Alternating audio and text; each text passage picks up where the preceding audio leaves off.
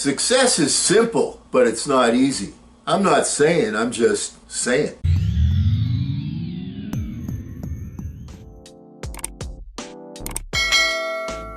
Hello again, everyone. I'm Eli's dad with Project Eli, where we educate, we lead, and we inspire.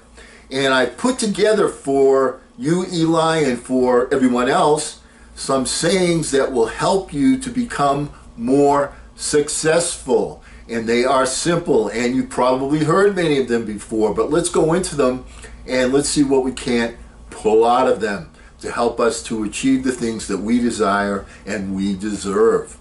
First one is, working hard for something we don't care about is called stress.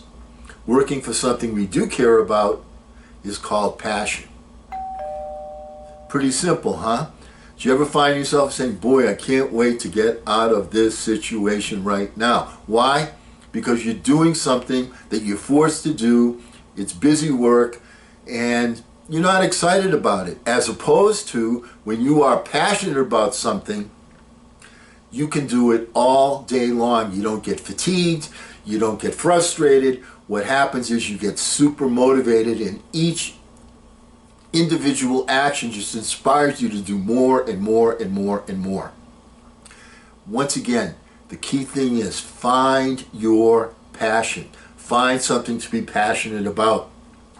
And when you do that, you'll find that you don't get fatigued. You'll find that you just get more excited about accomplishing more. So stay out of stress, and if your job just continually is busy work and you're not passionate about it, you might want to give what you're doing a rethink. Make sense? The next quote I want to talk to you about is one from I heard from George W. Bush when he was being interviewed very recently, I believe at a ball game. All right, he was there watching a basketball game, and they interviewed the ex-president, and they were talking to him about he becoming an artist, and what made you become an artist? And he says, well, after being president, things changed, life is a lot different, and I started to get into something that I've dreamed about doing, which is doing a little painting, and I found that what I had been doing before, I was busy, but I wasn't fulfilled. I love that saying. I was busy, but I wasn't fulfilled. How many people do you talk to today when you say, how's it going? Oh, I'm busy, I'm doing this, I'm doing that, I'm doing this, I'm doing that, but they don't have a particular objective that they're focused on. Clarity is essential.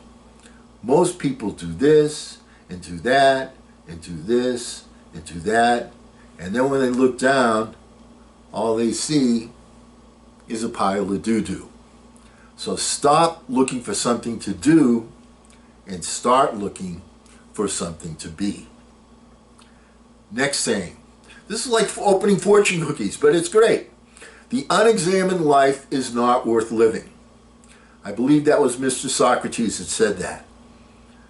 One of the things that we preach from this pulpit is that one of the essential things to do is to give yourself some quiet thinking time every day. It doesn't have to be 3 hours. What we recommend is you do it, and especially start small.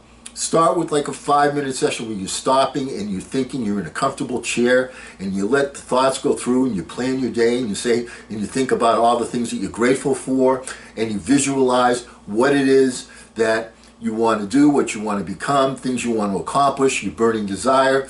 It helps you to focus in on things that are important, and it helps you define what's important. Nikola Tesla, one of the world's great inventors, said this about it: the mind is sharper and keener in seclusion and uninterrupted solitude. No big laboratory is needed in which to think. Originality thrives in seclusion, free of outside influences beating upon us to cripple the creative mind. Be alone.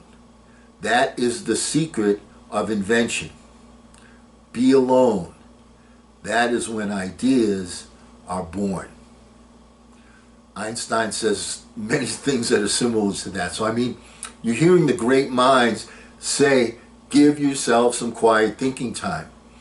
to put it into a phrase that is apropos today, the subconscious mind is the ultimate search engine. Next thing, become a success seeker and not a failure avoider.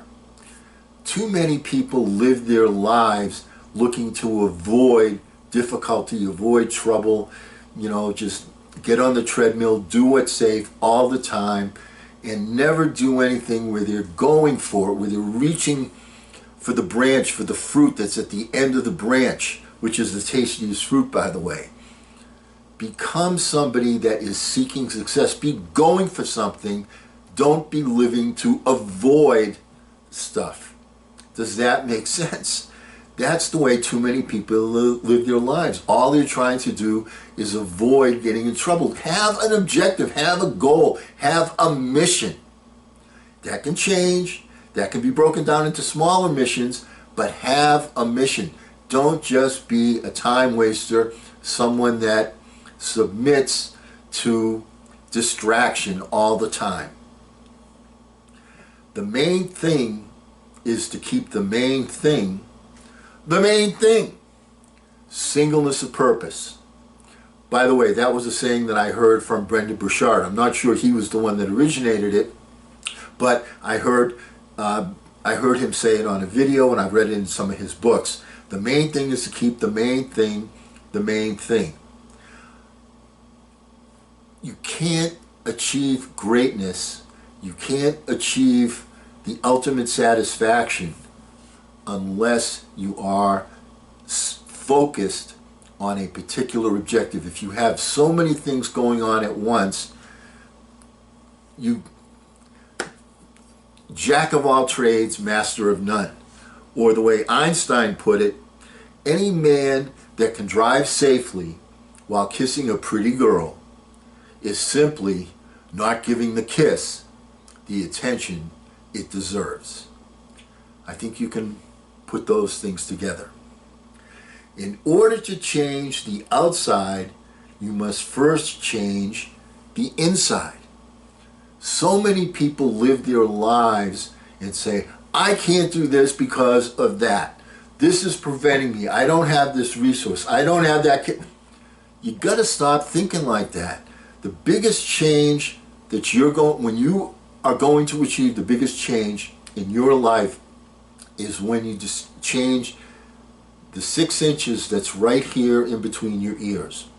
When you change your mindset. When you have something that you want to go for, when you get to a starting line. The key thing is to focus on inner size and not exercise. Does that make sense? Before anything changes on the outside, your mindset has to change on the inside. I was living when I was, a much younger puppy in Santa Cruz, and I was just, making a living, getting by. My dad came out, called me a bum, said, you're not doing anything, take a look at your life. Is this what you want to do? It changed my mindset completely, and from there I started my journey on personal development and started to achieve things in life, in sales and management, in training and so on, different aspects of life. And it was that one moment that motivated me to say, you know what, he's right, stop being a bum.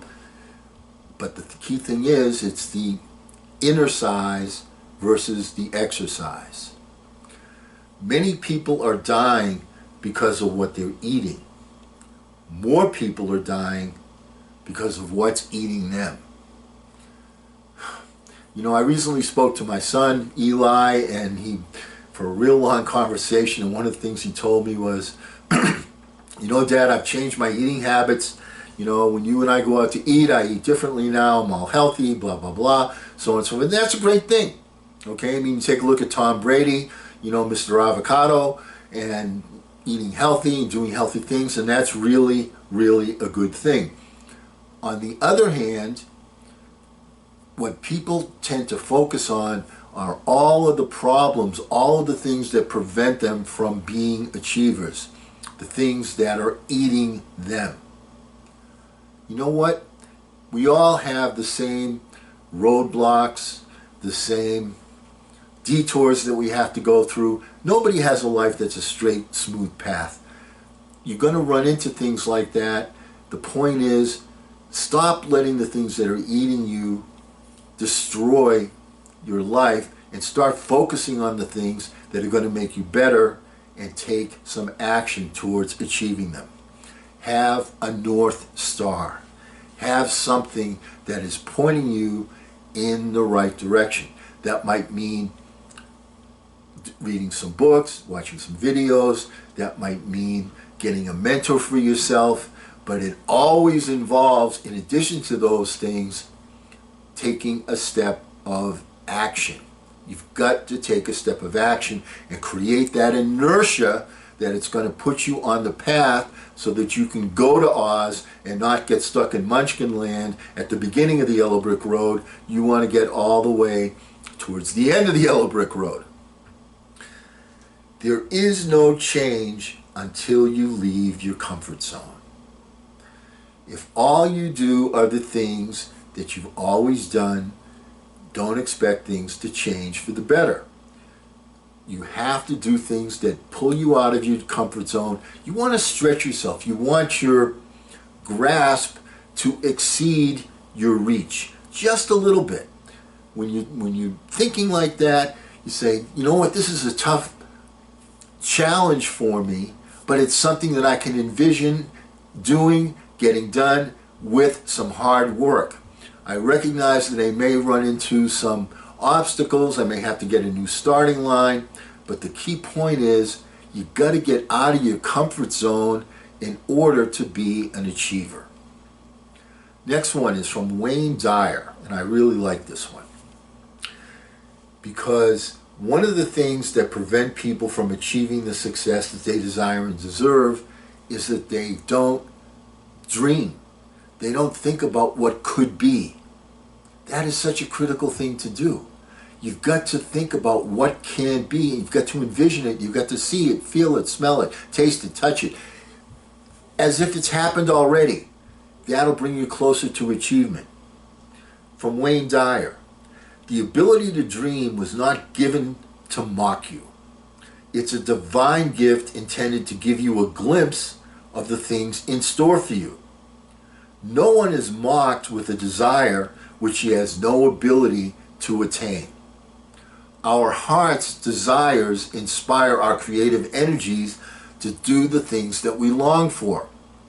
Flowers and fruits come to their natural flowering and ripeness at the appointed time. The winter does not surprise the buds before they have an opportunity to open up. The fruit is ready to drop off the trees before the snow comes. The birds fly south at just the right time. Nature takes care of its creatures at just the right time. Why should we be any different? You know, when you look at the teachings of Napoleon Hill and other major pundits in history, one of the things that they tell you is to embrace the laws of nature because there are clues there. There are clues that are telling you this is the right way to do things. Well, you have the capability of dreaming. Yet most people, instead of trying to enhance that capability, try and diminish that capability. They don't do the... Allow yourself to dream. Expand your dreams. In your quiet thinking time every morning, think about what could be. This is the most important thing in a person achieving their goals. You cannot achieve something unless you can envision it.